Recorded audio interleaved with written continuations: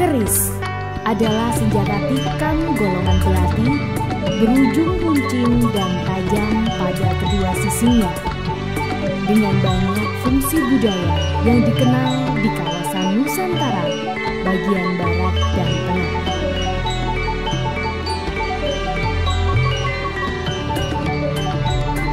Bentuknya khas dan mudah dibedakan dari senjata tajam lainnya karena tidak simetris di bagian pangkal yang melebar. Seringkali bilahnya berkelok-kelok dan banyak di antaranya memiliki pamor.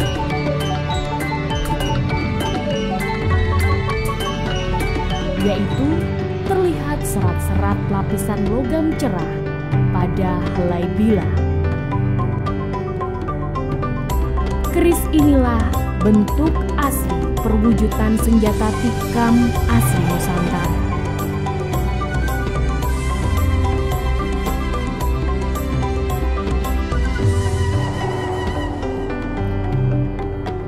Pada masa lalu, keris berfungsi sebagai senjata dalam duel atau peperangan, sekaligus sebagai benda pelengkap sesajian.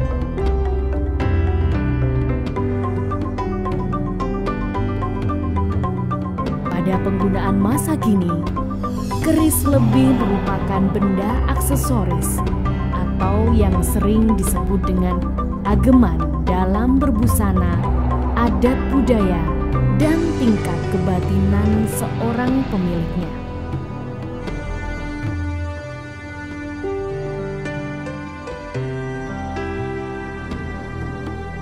Keris memiliki sejumlah simbol budaya, serta menjadi benda koleksi yang dinilai dari segi estetikanya.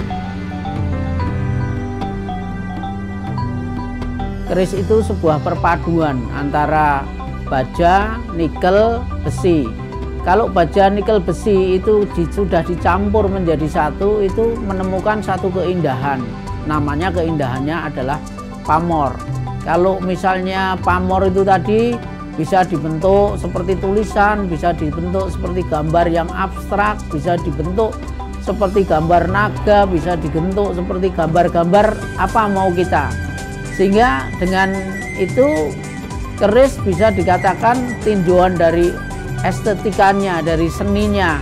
Itu ada mulai dari garap. Satu misal membuat sogokan, membuat keruingan, membuat wadidang.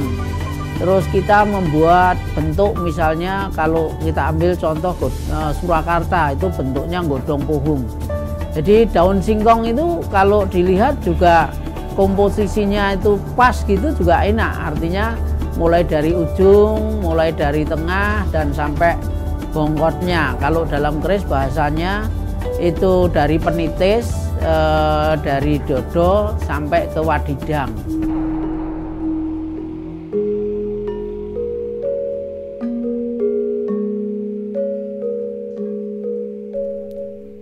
Asal-usul keris belum sepenuhnya terjelaskan, karena tidak ada sumber tertulis yang deskriptif mengenainya dari masa sebelum abad ke-15. Meskipun penyebutan istilah keris telah tercantum pada prasasti dari abad ke-9 Masehi.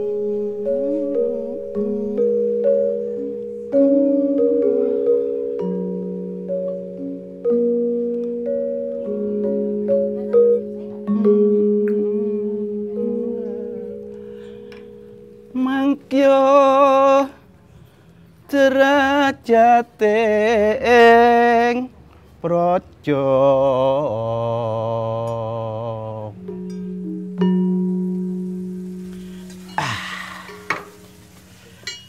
kita harus kembali lagi melihat ke belakang atau kita melihat ke dalam. Negara ini sudah sunyoruri, artinya dalam keadaan rusak, yang ketahuan sudah terlambat. Mengapa terlambat? Karena kita tidak terlalu peduli terhadap warisan nenek moyang kita yang adiluhung itu. Sehingga kita ini tidak tahu sebetulnya seperti apa nenek moyang kita itu. Nah, salah satu yang kita lihat umpamanya dalam hal ini adalah masalah keris saja. Keris itu adalah fungsinya bisa sebagai senjata, sebagai pendukung kekuatan, bisa sebagai ornamen. Ini bisa dikatakan sebagai produk seni. Tapi produk seni ini sebetulnya tidak sembarang produk saja. Ini yang kelihatan. Yang kelihatan adalah produknya berbentuk sebilah keris atau tombak atau semacam yang lainnya. Tapi di balik itu, nenek moyang kita ini memang luar biasa. Di situ terpendamlah sesuatu yang sangat berharga bagi kita semuanya. Seumpama saja kalau kita melihat keris, garis besarnya itu keris itu ada dua macam. Yang satunya lurus. Kalau lekuk ini menggambarkan snake in action. Artinya keris ini dipergunakan untuk orang yang mempunyai masalah. Yang satu snake in meditation yang lurus. Ini dipakai untuk orang yang sudah menep. Snake in meditation artinya meditasi. Meditasi itu artinya apa? Ini penting sekali. Meditasi itu bukan diam, merenung dan sebagainya. Sebetulnya meditasi itu menurut nenek moyang kita, meditasi adalah sebuah kegiatan menemukan kebenaran. Barulah sekarang kita mempunyai suatu kewajiban bagaimana caranya menerangkan keris ini kepada masyarakat, terutama generasi muda. Jangan sampai generasi muda ini kita tidak tahu betul apa yang menjadi arti keris itu sebenarnya.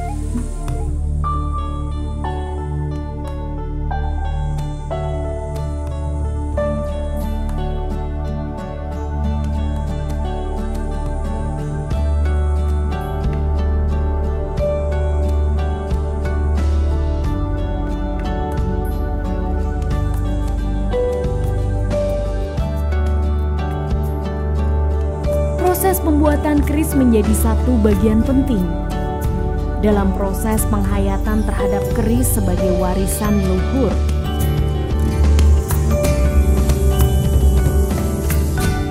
Proses penempaan logam, pemotongan, pencampuran unsur-unsur logam, pengikiran, hingga tercipta sebuah karya seni logam yang disebut keris.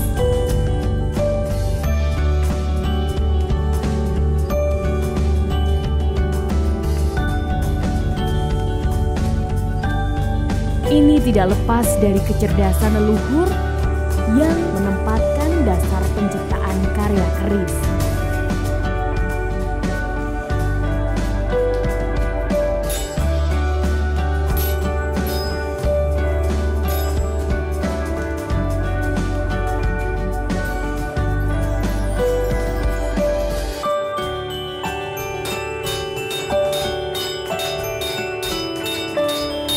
Jadi untuk proses pembuatan keris, pertama kita siapkan bahannya adalah besi, baja, dan nikel.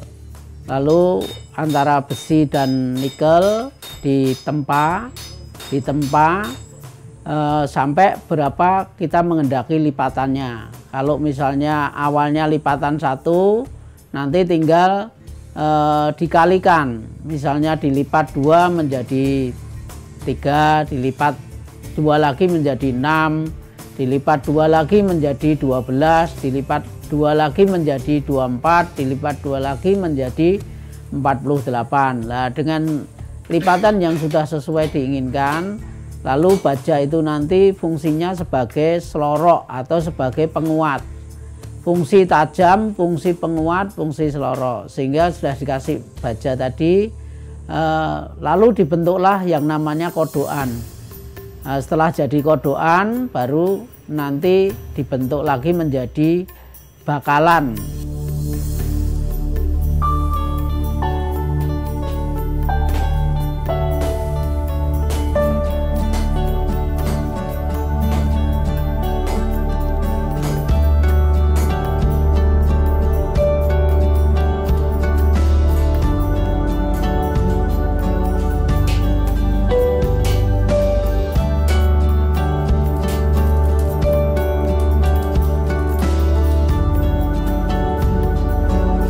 baku keris itu sebenarnya dari beberapa bahan bisa, tetapi yang biasa kita pakai bahan baku keris dari besi straight flat dengan ketebalan 12 mili, lebar kurang lebih sekitar 9 mili sampai 10 mili, 9 cm sampai 10 cm, lalu panjang kurang lebih sekitar 30 cm, itu kurang lebih beratnya sekitar 3 sampai 3,5 kilo. Lalu kita menggunakan nikel kurang lebih sekitar 2 on, bajanya kurang lebih sekitar 1 kilo. Itu bahan baku untuk membuat sebuah bakalan keris yang tipe Surakarta, tipe Mataram.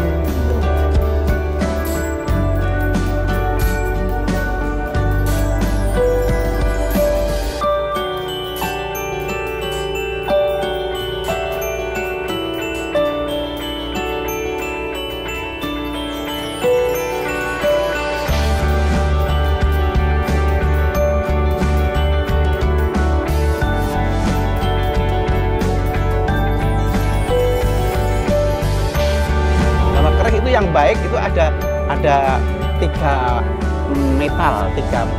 Yang pertama adalah besi yang bisa agak lentur, baja yang keras, nikel ini yang bisa membuat gambar putih, itu nikelnya ini. Dan nikel ini kalau zaman dulu, kalau zaman kerajaan itu ini memakai meteor.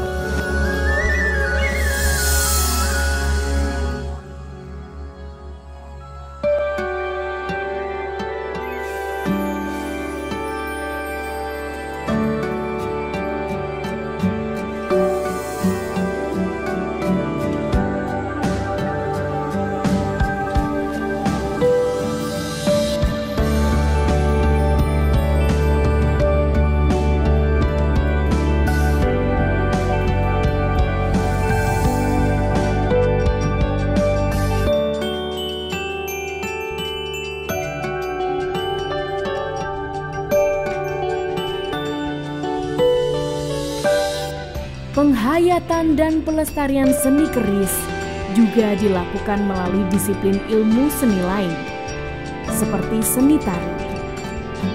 Di Kabupaten Karanganyar, Jawa Tengah, seorang seniman tari ternama telah menciptakan karya seni tari yang mengangkat tema keris, yang disebut tari keris.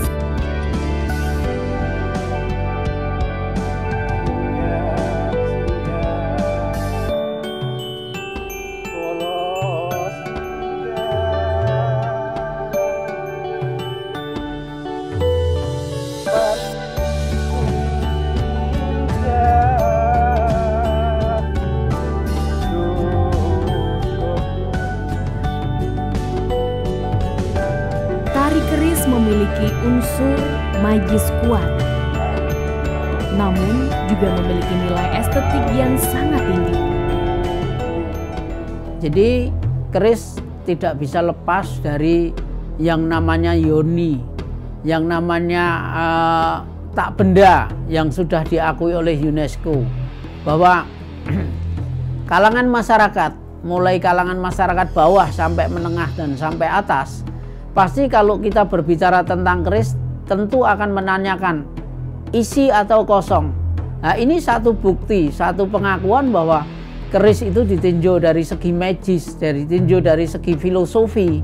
Itu memang dari sang empu dulu ketika membuat itu sudah dimasukkan satu kekuatan-kekuatan yang orang mengatakan itu adalah mistis atau gaib.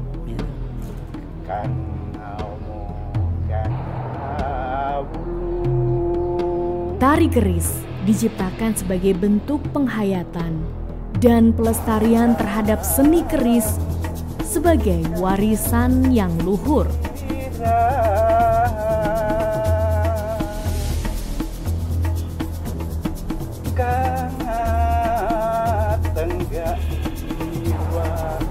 Jadi begini, keris itu sudah lama dipakai menjadi bagian dari properti kesenian, khususnya seni tari.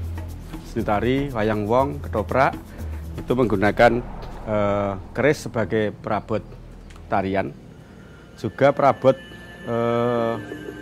pusaka dari adegan itu, terutama di ketoprak dan wayang uwong.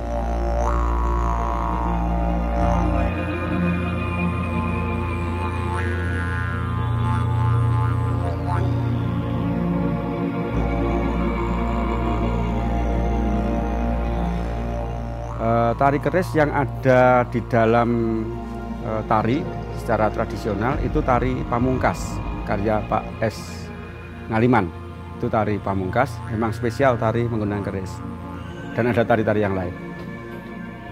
Khusus yang saya bawakan, tarian keris yang sering saya lakukan, model yang spesial ini sebenarnya begini. Bermula dari kecintaan saya terhadap keris sebagai sebuah produk karya seni yang sangat luar biasa, prosesnya sangat sulit. Ada satu tantangan, adanya perlu diadakan keris baru dan tarian keris baru yang tidak terikat oleh tradisi tertentu. Kemudian saya belajar mengenai keris dan saya mencoba menafsirkan karakter keris itu. Tarian yang pertama saya lakukan bukan tari menggunakan keris, tetapi keris, karakter keris ditarikan atau disajikan dalam bentuk tarian. Keris pertama, kerisnya adalah ini. Tahun 1990 di Jepang. Ini desainnya Ki Hajar Satoto berupa, tetapi bahannya, desain dasarnya adalah keris Keraton Surakarta Yayasan PB9. Nah, butuh waktu cukup lama untuk menarikan karakter keris ini, kemudian berlanjut menjadi kesukaan saya menari keris. Tahun 2005, UNESCO telah mengakui keberadaan keris di Indonesia menjadi warisan budaya yang perlu dilestarikan sebagai warisan budaya dunia non-bendawi manusia. Hal itu menjadi satu motivasi bagi seniman keris Indonesia untuk selalu melakukan inovasi dan pelestarian budaya keris.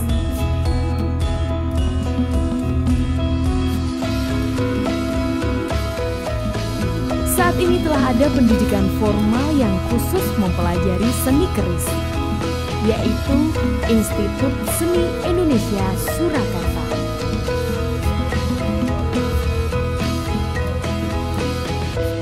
Institut Seni Indonesia Surakarta membuka jurusan khusus keris di bawah Fakultas Seni Rupa dan Desain yang telah memiliki 3 angkatan sejak tahun 2012.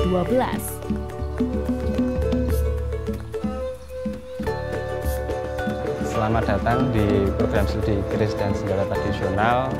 Kami perkenalkan, program studi keris dan senjata tradisional merupakan program studi yang lahir atas mandat Dikti pada tahun 2012. Program studi ini memfokuskan pada garap estetik bilah keris maupun ragam corak pamor. Jadi mahasiswa diberikan keterampilan untuk membuat berbagai ragam corak pamor. Di samping itu selain bilah, mahasiswa juga dibekali keterampilan dalam membuat warangka, bulu maupun aksesoris dari sebuah keris. Pada akhir ending dari proses studi, mahasiswa secara kompetensi memiliki keterampilan dalam hal membuat bilah dengan berbagai corak pamor dan teknik corak pamor, kemudian dapat membuat warangka keris maupun senjata tradisional yang lain, kemudian juga hulu sekaligus aksesoris yang lain. Harapan kami sebagaimana meneruskan generasi pendahulu, sebenarnya pendidikan keris itu tidak hanya dimulai pada mandat tahun 2012 itu sendiri, tapi sebenarnya sudah jauh sebelumnya, sejak tahun 1980 itu sudah ada rintisan-rintisan dalam pembelajaran ilmu keris. Pelestarian keris itu sendiri tidak hanya sekedar pada peniruan atau mengadopsi karya-karya pakem yang sudah ada, tapi juga sekaligus mempelajari pakem itu untuk dapat dikembangkan menjadi bentuk-bentuk senjata tradisional yang lainnya.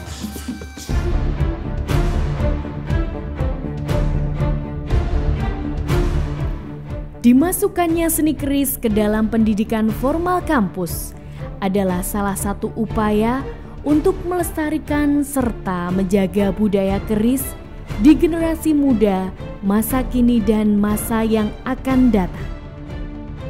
Rahayu.